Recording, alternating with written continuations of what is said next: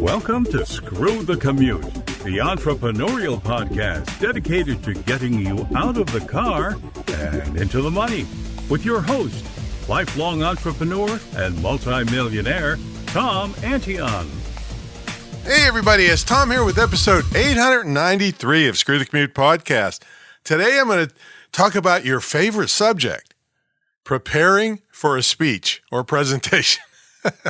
I know a lot of you hate it out there, but I got to tell you, if you overcome that problem of being nervous about it and everything, oh my goodness, it can open up worlds of money for you and prestige and travel and, just some all kinds of great stuff. So I'm going to talk about how top professionals would prepare for speeches.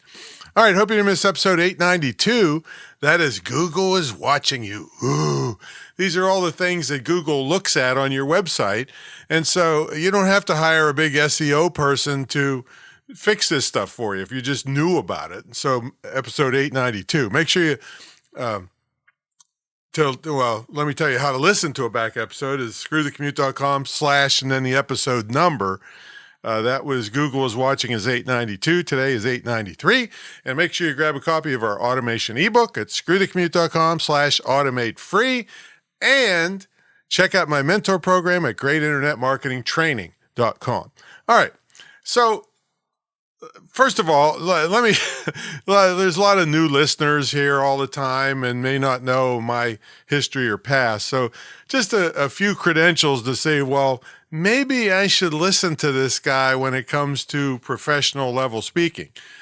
Well, first of all, I claim that I've trained more professional speakers than anybody living. I trained over 100 times at the prestigious National Speakers Association in, I think, 11 countries, something like that. I don't know, I can't remember.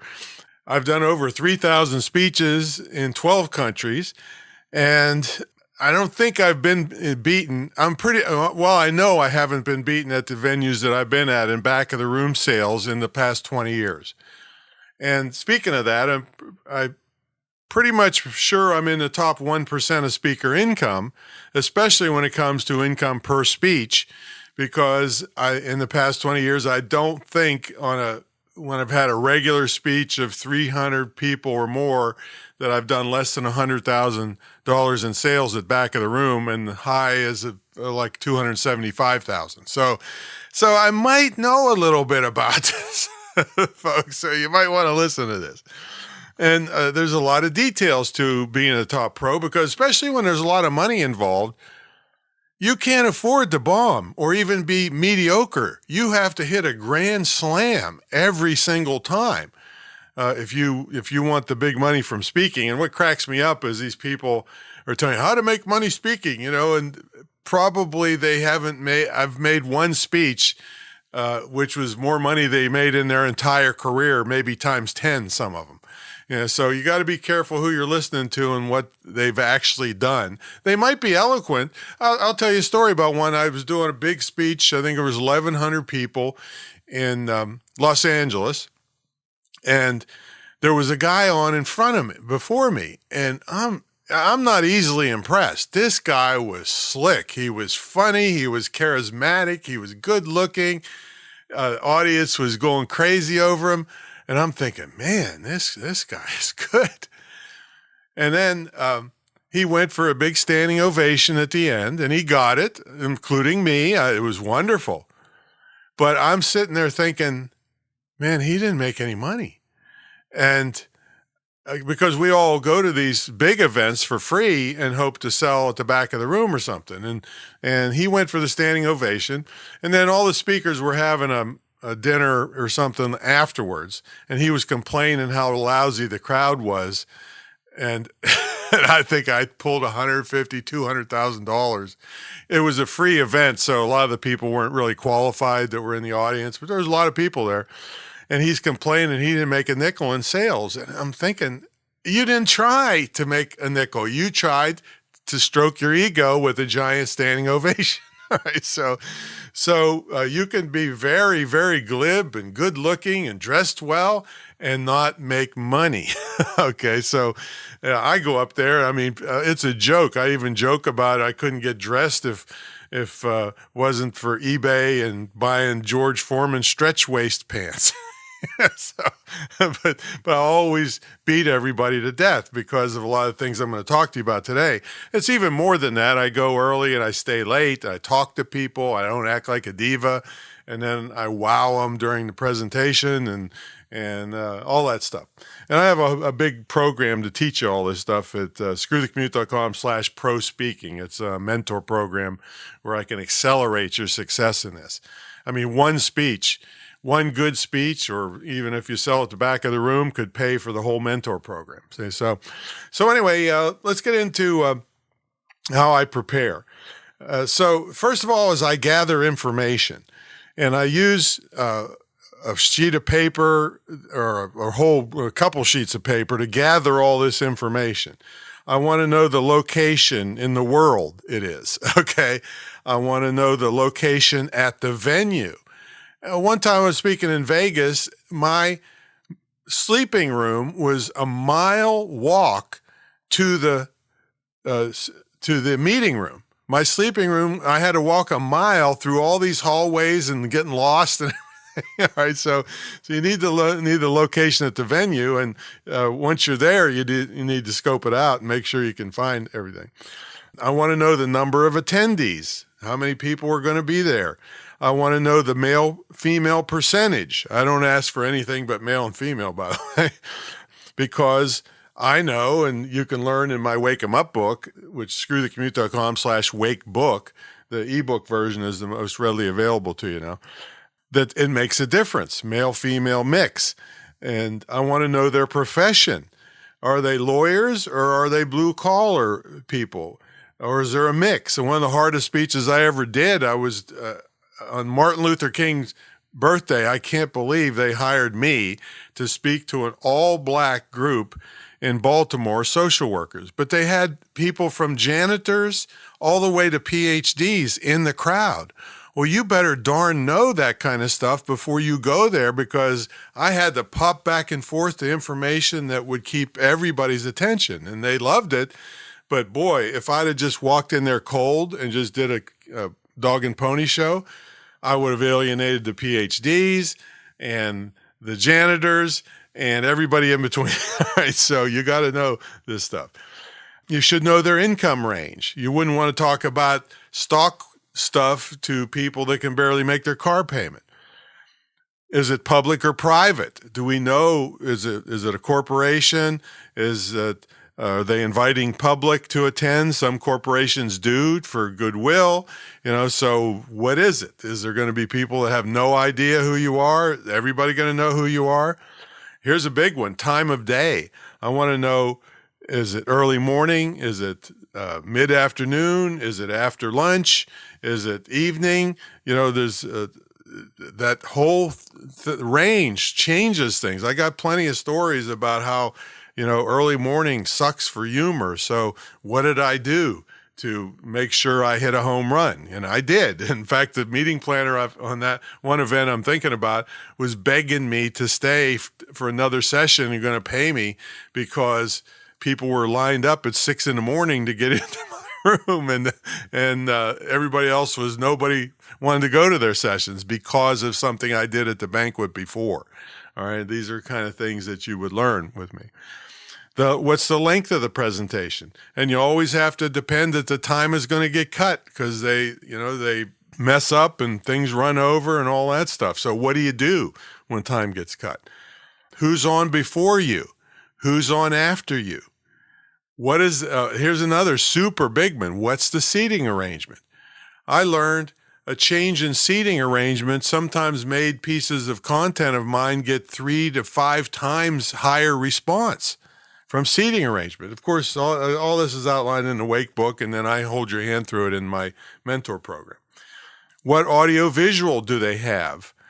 who's the introducer going to be? And it goes on and on and on. This is all stuff that I teach in my programs. But if you just did that, you'd be ahead of 99.9% of so-called professional speakers out there. Because a lot of them are just looking for the big money, don't care to be great. And I got to tell you, the word spreads fast if you go up there and suck or say the wrong thing or call them managers when that company uses the term team leaders. You should know all this stuff, say. Okay, so then, so I gather information. Now, I continue gathering information by researching. So I go to Google. I put in whatever I can find about the organization or the company. I get their brochures if possible. I check all their social media to see what they're talking about. Now, one really important thing that you can do totally for free that'll make you help make you a superstar is Google Alerts. Now, I used to have to pay for this service way back in CompuServe days, but now it's free. And I'll give you an example of how this works. So I was speaking for Hallmark Cards one time, and I had Hallmark cards in my Google Alerts for the weeks up until the day of the speech. And in the morning, before I went down, I checked my Google Alerts one more time. In fact, they email me when something comes up. Google Alerts means you put a term in, and anything that comes up in the news, you get an email about it, either once a day or immediately. So I had the Google Alerts. I checked them in the morning, and there was something that just came out about Hallmark cards. And so I went downstairs and included it in my speech, and all the executives and everybody there didn't even know about it. I knew about it. Now, how did that make me look in front of these people? I look like the superstar. They thought I was in their own company. All right, some of them, sometimes. So Google Alerts is great. Now, another thing that I do that most people won't do, take the time. I mean, there's so many people so damn lazy. They just want the money and they don't deliver quality or willing to work for it. I interview at least 15 people in any speaking engagement I'm going to do. Now, if it's a public event and I've been there over and over again and I know it's all entrepreneurs, no, I don't do this. But if I was hired at a corporation or association and I tell them I'm going to interview a bunch of people in all different sections of the company, and I ask them what their problems are, and I swear to them I'm not going to waste their time, and I want to know what I can do best to make it a great presentation. Because a lot of times people have to go to these things, and they think, God, what a waste of time. This guy's just going to give us a dog and pony show. So with me doing these interviews, like I said, minimum of 15. I got 15 people dying to be there and telling their friends, boy, this guy called me and he was really interested and so blah, blah, blah, blah. And so the whole event is better because people were more excited about it. And those 15 people that I took the time to ask their opinions and all this stuff spread the word for me. And they definitely show up because they want to meet me in person, shake hands and all this stuff. See? So those interviews are critical. And I also ask them what funny has happened. And I clear this with 4, 5, 6 different people because I don't want to have one person want me to get up there and insult somebody else. And it looks like I did it, but they gave me the information. No, I want to make sure that I don't insult anybody or say something that's shouldn't be said from that stage in front of that group. All right, and then part of my research, I do industry humor.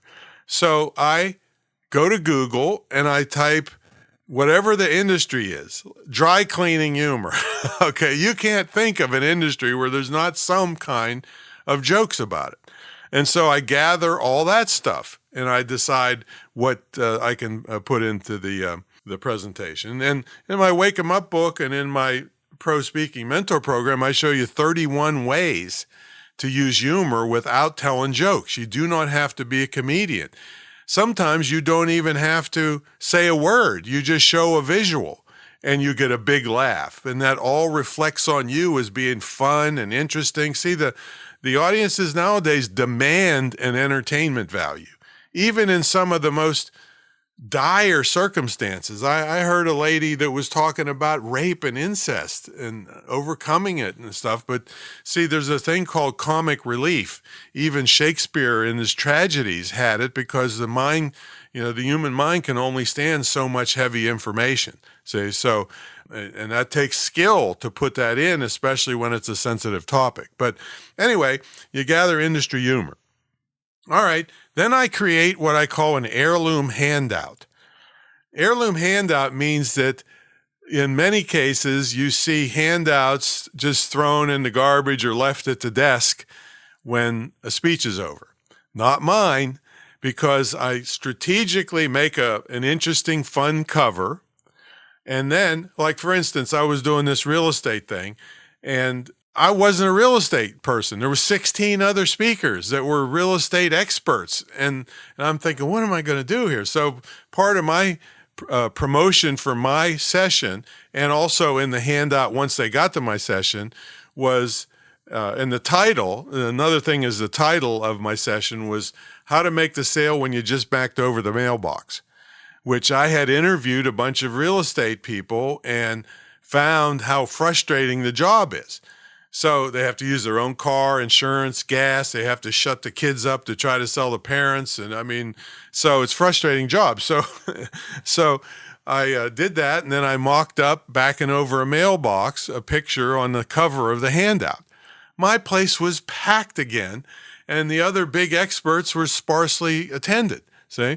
So this stuff does it. Now, the reason I call it heirloom is because I make it a point to put some important piece of information on every page so that they don't have to write it down. In fact, I tell them that, hey, all the stuff I'm going to talk about today is on your handout there, so you can follow along with it and underline or something, the stuff you want to remember.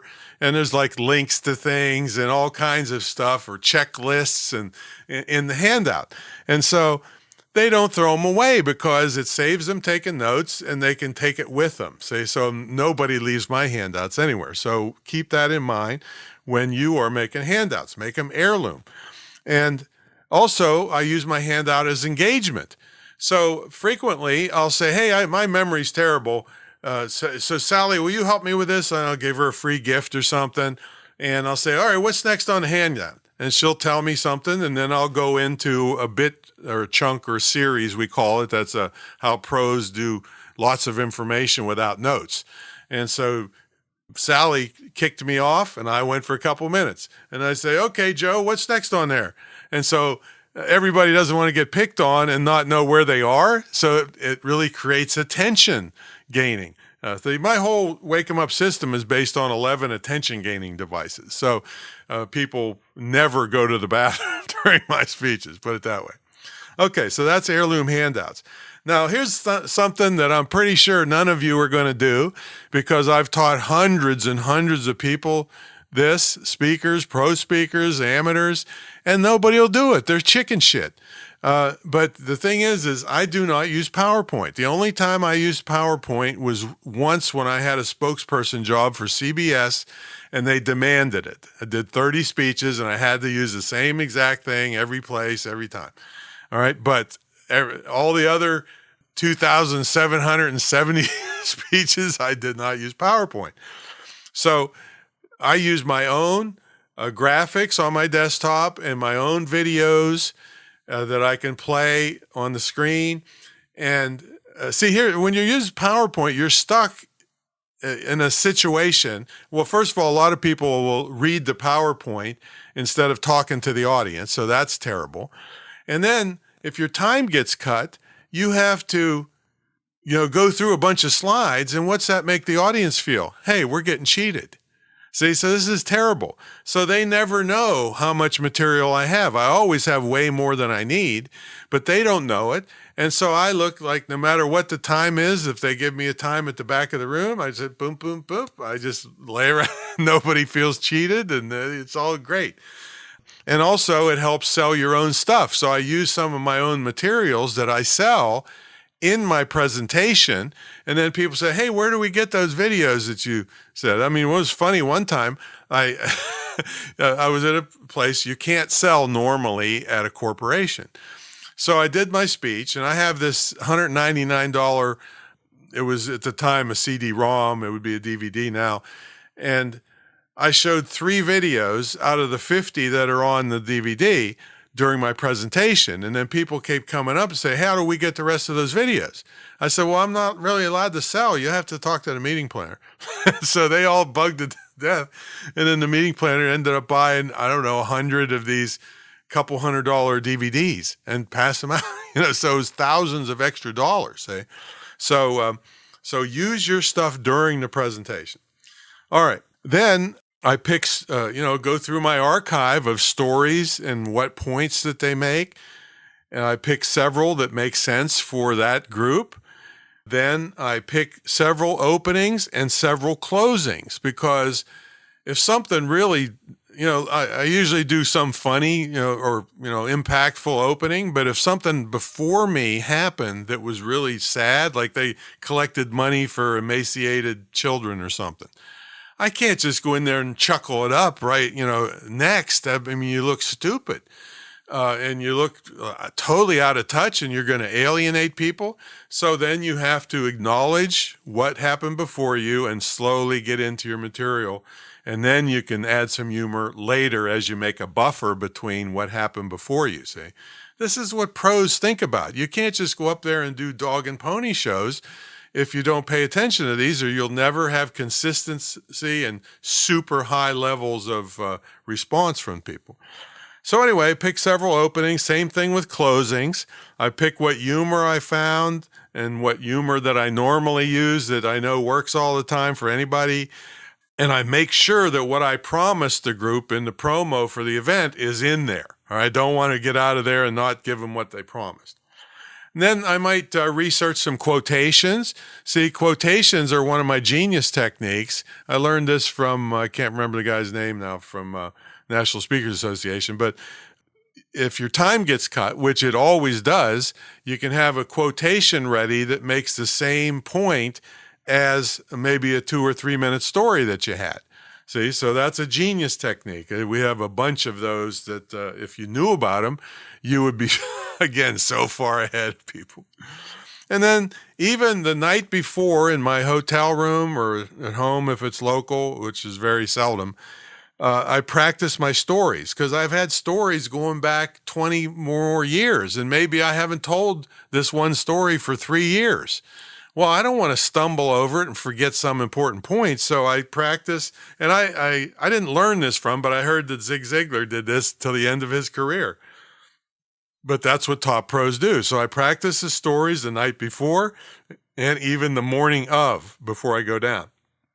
And then I told you I go early and stay late and create rapport with people, shake hands, talk to people, answer questions, and all that stuff. And what I gave you today is only a fraction of the things you need to know. I mean, my Wake 'em Up professional speaking system, which you get as part of the Pro Speaking Mentor Program, has over 1,000. We counted them up years ago with over 1,000 things that you need to know, so that you can hit grand slams, get the highest fees, the most back of the room sales, and all that stuff if you want to be a pro speaker. All right, so that's how I prepare for a speech, and that's my story, like always, and I'm sticking to it. All right, we'll catch you all on the next episode. Check out screwthecommute.com/pro speaking.